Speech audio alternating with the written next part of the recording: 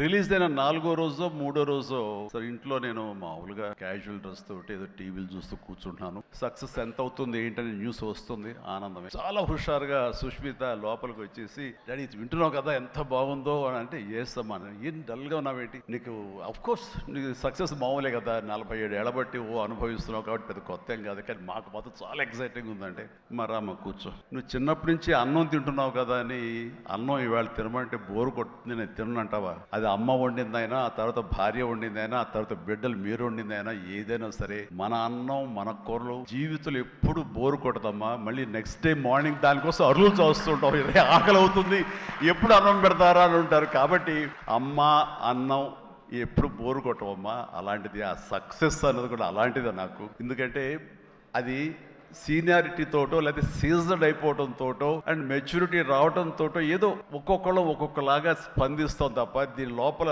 మీరందరూ ఎంత ఎగ్జిబిట్ చేసుకుంటున్నారో, ఎంత బయటికి అందరూ చెప్పుకుంటున్నారో, అండ్ విజయోత్సవంగా మీరందరూ సాహు అనిల్ ఇలా తిరిగి మీరందరూ ఇది ఆస్వాదిస్తున్నారో, అంతకంతా నేను మనసులో ఆస్వాదిస్తుంటాను.